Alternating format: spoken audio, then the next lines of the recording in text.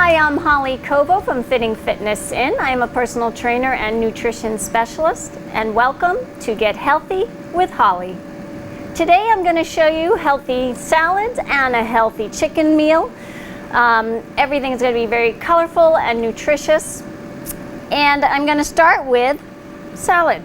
So you could clean your own salad and prepare your own salad, or you could buy something that's already pre-made in the grocery store. It's not really cheating. That's what I did, and then I threw some tomatoes in there. I'm cooking some chicken right now that I marinated in a Greek salad dressing. Now, the things with the chicken, I love my air fryer. It's in the air fryer. And I know I did an episode with the air fryer before, and I use this air fryer 4 or 5 times a week, specifically to make chicken tenders that I can put on my salads. And I just marinate it with different things. Sometimes I don't marinate it, and I just spray it with a little avocado oil or olive oil, and then salt and pepper, and maybe some rosemary or thyme or basil, just something to spice it up a little bit. But for this case today, I had it marinated overnight in Greek salad dressing. So that's almost done. And we have this salad. I'm going to put some avocado on it. I'm going to put some of my favorite pistachio nuts, which give us a little bit more protein. I'm going to add some strawberries for fruit. And I'm going to add a hard-boiled egg for even more protein, because protein is really a great source in your food. Protein sticks with you. Your body takes a lot of energy to digest protein, which means you're going to burn a lot of calories digesting protein. So you want to make sure you have protein in every meal. And I just kind of put as much as possible. And then I'm going to also add some avocado. But again, if it's too much making a recipe, your own salad, you can always buy pre-made salads, just like this one.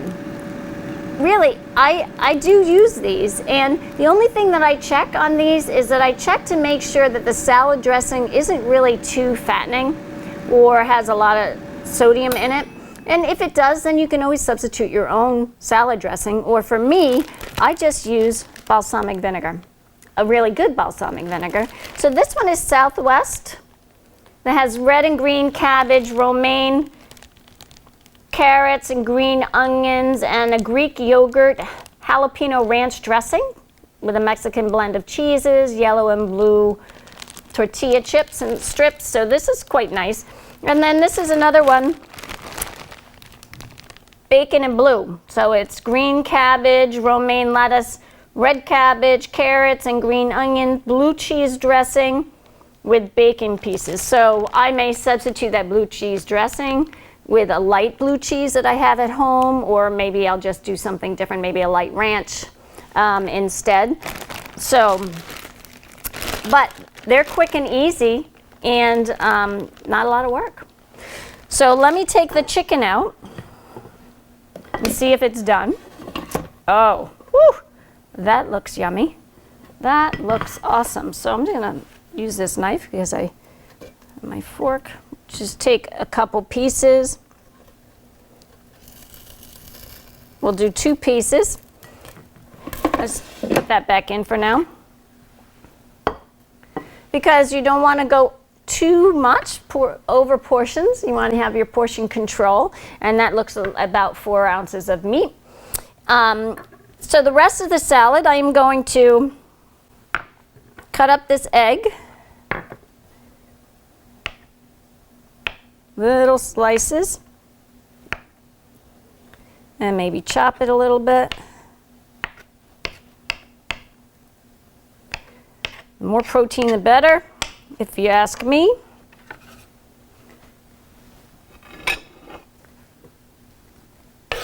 Put that in there. You know, eggs, nowadays eggs are okay to eat. You know, it's gone through eggs are good, then eggs are bad. Nowadays it's okay, but everything in moderation is okay as well. So let me cut up this avocado. Oh, I love avocado. You know, it's a smooth fruit, so it's got a smooth, creamy texture, which helps to reduce anxiety and stress. It's a healthy fat, and quite frankly, it tastes yummy. So let's put some avocado on there.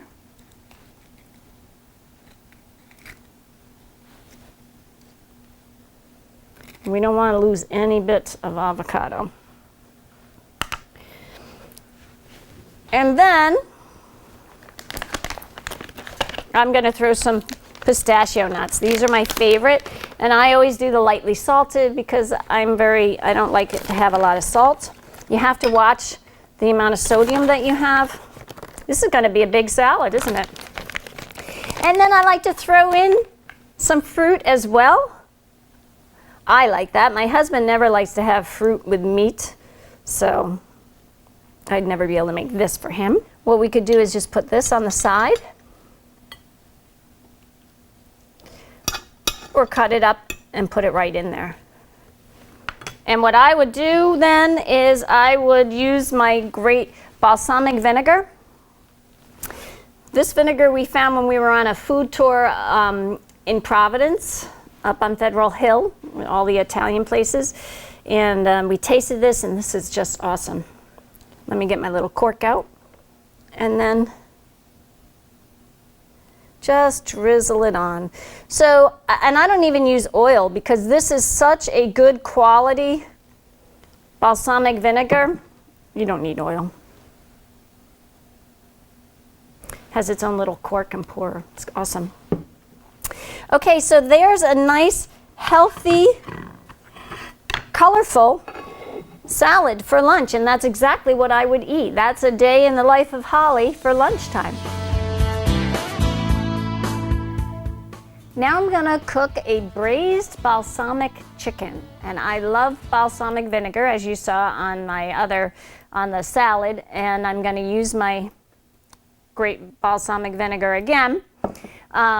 This calls for 6 boneless chicken breasts, but I'm not going to use that today. I'm only going to use 2 chicken breasts, but I'm going to cut them into smaller pieces because that will make it cook a little faster. It also calls for a teaspoon of garlic salt, which I'm not using today either because I really don't like garlic and I think it has plenty of taste without it. And then you use some black pepper to taste and 2 tablespoons of olive oil to use cooking the chicken. 1 onion sliced thinly, a 14.5 ounce can of diced tomatoes. It calls for 1/2 cup of balsamic vinegar, but I'm going to use a little less than 1/4 cup today because I'm making a smaller batch. Although I am keeping with the same amount of onion and tomatoes, and you'll see why, because it makes a great sauce. And then you have a teaspoon of basil, which I'm going to go half on, 1/2 teaspoon of dried oregano, 1/2 teaspoon of dried rosemary, and 1/2 teaspoon of dried thyme. And I will have the regular recipe up on my website. You can find it at fittingfitnessin.com. Just look under the Get Healthy with Holly tab, and the recipes are right there. Okay, so let's start. We start by seasoning the chicken a little bit with salt and pepper. Where's my pepper? Way over there. And if you're using the garlic salt, you would use that too. And then we just turn it over, whoops, and do the same on the other side.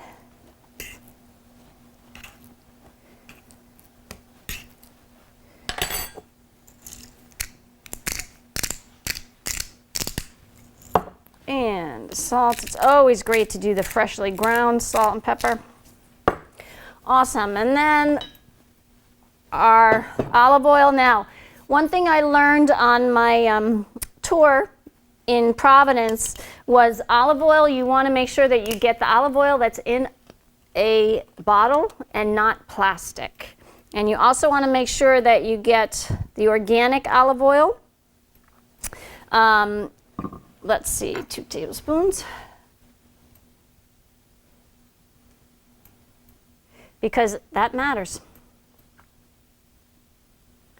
There we go. And let me turn this up now. You want it medium, at least medium heat. So also, we're going to be using, I'm going to make some pasta today. And I'm going to use, this pasta is chickpea pasta. So we've pretty much converted in our household to vegetable pasta as opposed to whole wheat, and definitely as opposed to the white pasta, because you can get a lot of great pastas that are veggie pasta. So this is chickpea that we're going to use today. This one is turmeric. I mean, this is awesome. And you can find these in the regular grocery store. So that's turmeric. This is red lentil. And this is a mix of super greens. So this has spinach, zucchini, broccoli, parsley, and kale. Boy, is this loaded. Loaded with nutrients. And really, it tastes pretty good. The only thing I find is that when it says to cook for 7 minutes, don't go over that. Or if it says 7 to 9 minutes, stick with the lower amount. Serve it al dente, because we found out when we were making black bean pasta that if you go over it at all, it just kind of gets mushy. So always stick with the al dente. Okay, so I'm going to put this chicken in. So the recipe says to heat the skillet. And then what we're going to do is cook the chicken breast a little to brown it on each side. Ooh, hear that? Yay. And while that's cooking, I'll talk a little bit about the history of nutrition. So the first half of the 20th century was pretty much dedicated to discovering and studying micronutrients. And vitamins like B12 or B1, like thiamine, it was first discovered in 1910. And then they discovered that you should add iron to salt, and that happened in 1924. And then in 1933, they started adding vitamin D to milk. And flour became enriched with vitamins and nutrients and minerals in the 1940s. So by 1950, pretty much all the vitamins had been discovered, and they figured out what was best and how you could combine them in the foods that we already eat. Another big mark in the history of nutrition, in the States at least, was in 1911, Crisco came out with the first manufactured food that contains trans fat. And until 2015, everybody used it, and then the government determined that the trans fat is unsafe because it lowers the good cholesterol, raises the bad cholesterol. So we want to make sure that be careful. Now everybody's careful about how much saturated fat that you eat, because you don't want to lower the good cholesterol and raise the bad cholesterol. You want to go the other way around. The Clean Plate Club, the government came up with that, and it wasn't because your parents were nagging you, but it was a government campaign to get citizens to not waste food during World War II. And then in the 60s and 70s, they came out with the basic four food groups. And in '84, they came out with the food wheel. Remember, it had the wheel and the food around that. And then in '92, they came out with the food guide pyramid, where it had the fruits and veggies on the bottom, the thick part of the pyramid, and up on the top with the oils. And then in 2005, we came out with My Pyramid, which was a little bit smaller. And then in 2011, they came out with My Plate. So the My Plate was launched in 2011, and that's the campaign that we're still working with now. All right, let's turn these over.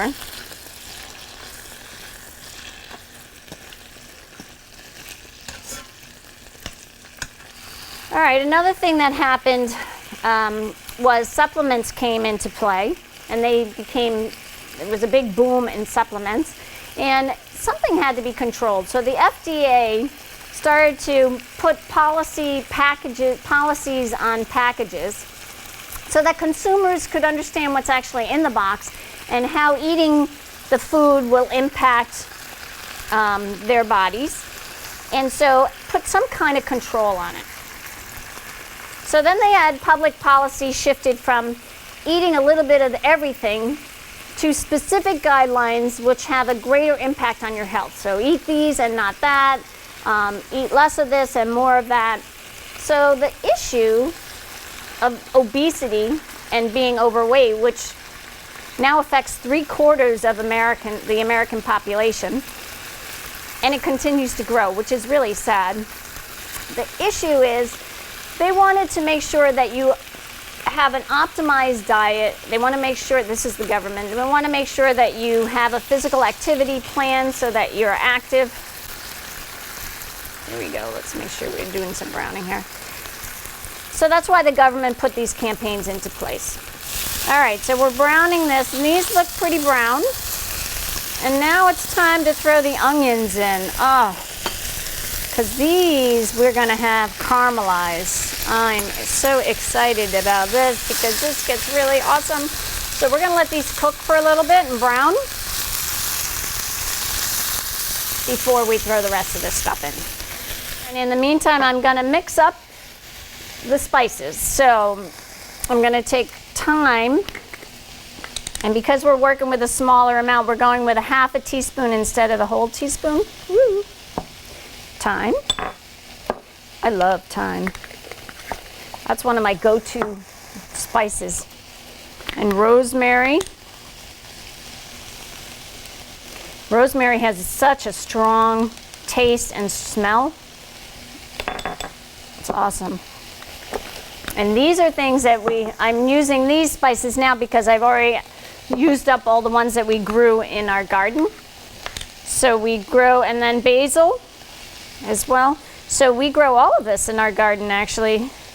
And then I have so I'll use as much as I can as fresh herbs, and then I will use my dehydrator.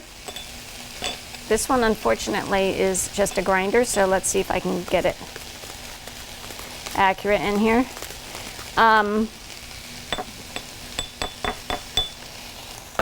Yeah, so then I dehydrate it, and then I have the dried spices during the winter. But since I cook so much, I'm all done with those. But now we have our mix of all of these spices together right here in this little bowl. So we'll be ready when it's time for it. Oh yeah, these are starting to brown.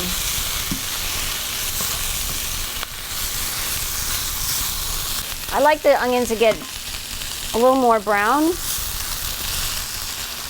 because then once we pour the tomato in the balsamic vinegar, the onions don't get as much chance against just the heat.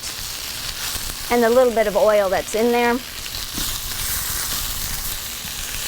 Again, I'm not making the full amount of chicken in here, but I did do the full 1 whole onion, and I am still doing the full can of tomatoes because it makes a really nice sauce. And since I'm putting it over pasta, I like it a little sauce. Let's put in the tomatoes. Make sure we get the last drop. And then instead of the 1/2 cup of balsamic vinegar, I'm going to use just a little less than a 1/4 cup. Ooh, it's going to take a little bit to come out like that.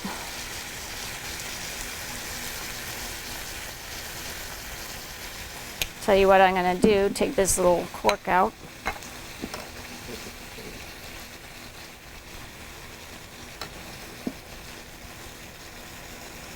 This is very thick balsamic vinegar. Ooh, look at that. Here we go. And we'll put our spices in there. So then this is going to take some time to cook.